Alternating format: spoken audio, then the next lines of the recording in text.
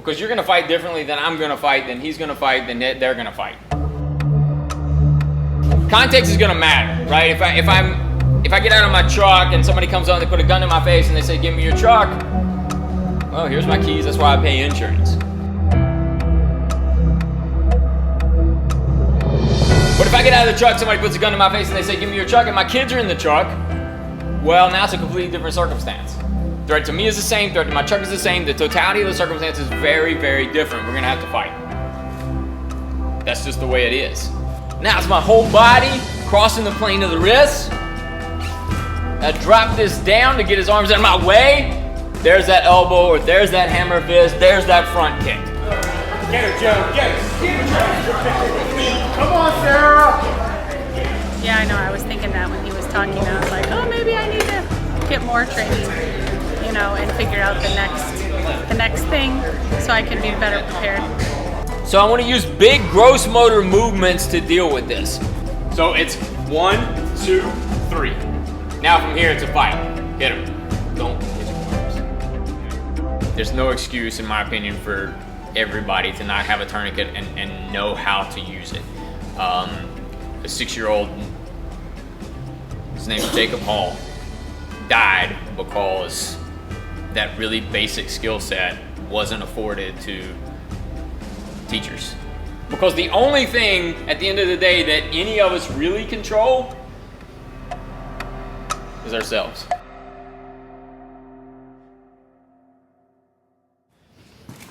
You can choke strong. Yeah, there it is. So I want to get my shoulder in position where I can be strong to clear this thing.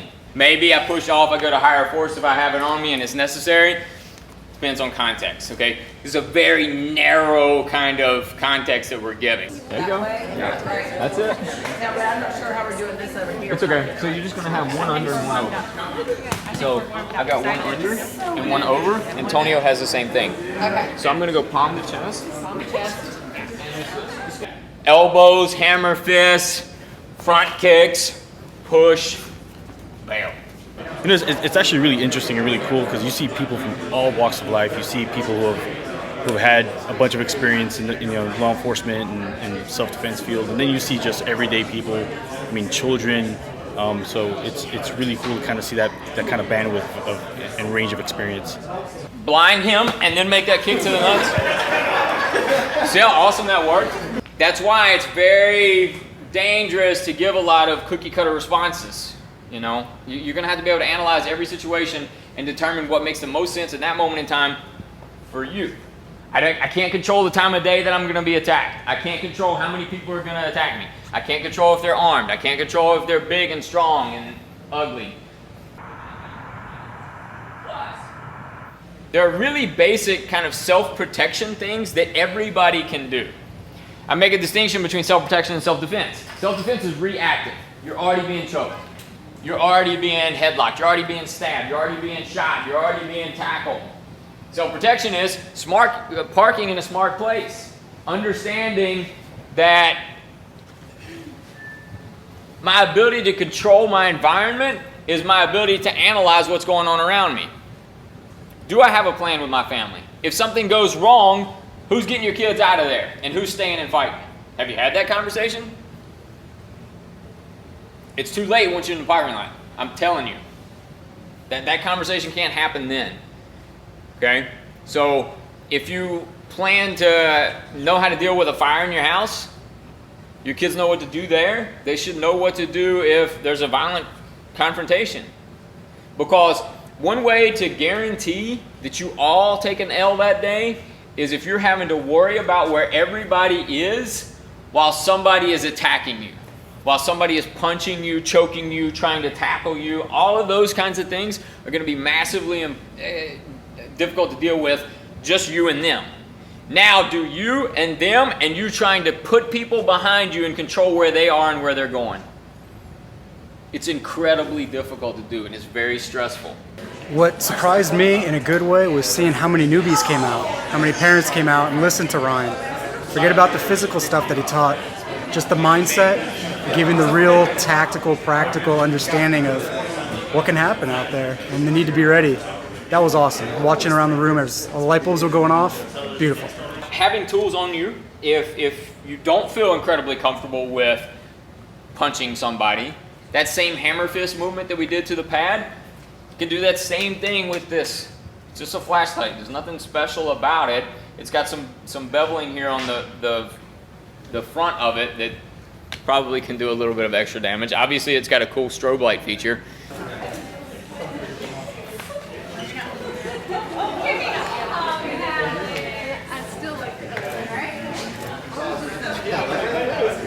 Something like a pen.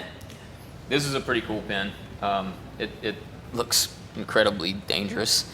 But something like this, I can do the same thing, those same striking movements that we did before, but now it's a force multiplier. It allows me to do more damage with the same amount of effort from me. But you need to feel it, you need to do it, you need to put it in your hand and feel what it's like to strike something with it. And both of those are items you can have in a gun-free zone. I mean, in places Yeah, absolutely. they get past TSA, everything. Yeah, absolutely. It's important to understand that too. You know, where are you going? Because people tell me all the time, well, I always carry. Well, okay. You don't ever get on an airplane? Ever? Because if you get on an airplane, you're not carrying. You're not. It's not just for police officers, not just for military. It's for everybody. If you want to do something and make yourself part of the kill, and hey, that's what this kind of training exists for. I was pretty skeptical about this. It was a very diverse group, all ages, some with background, some with no background, some very skilled people, some with no training whatsoever. But everybody was really engaged. Got good questions. Everybody trained. They're still sticking around. People were buying things. You know, some things that we talked about, some things that we didn't. But I think mostly people are genuinely interested in becoming safer, so they're asking more questions. I would say that 50% of the questions I've gotten have been about when's the next workshop, where do we go from here, what kind of offerings are also available, are they going to be here, is it a different place? So I think it was success. You know, I'm pretty happy with it. What does that tell you that they're asking these kinds of questions? Yeah, well, one, that we're reaching the right people. You know, however we reached out, it worked because we found the ones that are truly engaged and interested in what we're doing.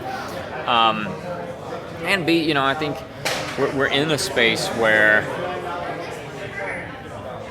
people are truly kind of concerned with the climate of today. You know, we're not too far removed from Parkland. We had a good discussion, I think, about active killer events. So there was a lot of interest there. There was a lot of interest in trauma care, tourniquets and things like that. So I just think that, you know, there's a bit of a movement. There's some momentum, and we got the right people in. An hour isn't a lot of time. What was your objective? My objective really was to let people know that they need to train. An hour, like, I could talk for an hour about active killer stuff and not even break the surface.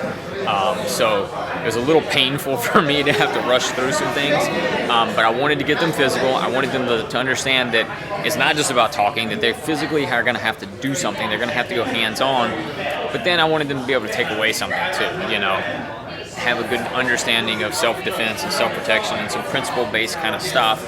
And then, you know, that there are things that they probably carry on them already that they could use as a weapon, as a force multiplier if they needed to. And you know, it struck a chord with some folks. I had a couple of people come up to me that considered themselves shooters, but then realized that maybe they weren't prepared for the events that we were talking about. So that's the kind of thing that I hope to accomplish with one of our workshops. Let people know what they don't know. And let them know that there are resources out there to find out those things. Talk to me about just 511 launching an initiative. Yeah, so I was shocked when I first heard about it. A retail store willing to bring in folks that are going to talk about self-defense. You know, it's retail. There's clothes and jeans and bags and stuff in here, and we're over here punching things and kicking things and talking about using pins and flashlights to defend ourselves. I think that 511 being willing to step up and do something like that says a ton about them as a company. They're willing to offer something to their consumer that is potentially life-saving. You know, we didn't charge anything for this. Brought people in, gave them some knowledge, and you know, hopefully they walk away with being a little bit safer. That doesn't happen without somebody like a 511 being willing to host something like this. The people that were in this room tonight, I've been in Charlotte for 10 years. The people that were in this room tonight have never been to my center before. So 511 was able to reach people that I've been doing seminars in my centers for 10 years. So having that kind of an outreach is important, and then being able to follow through and execute on it, you know. This was 511's idea, you know. I think it's an awesome thing, this always be ready kind of program, to where you can take gear and things and plug it into life. You know, it's not just apparel, or it's not just a flashlight. It's more than that.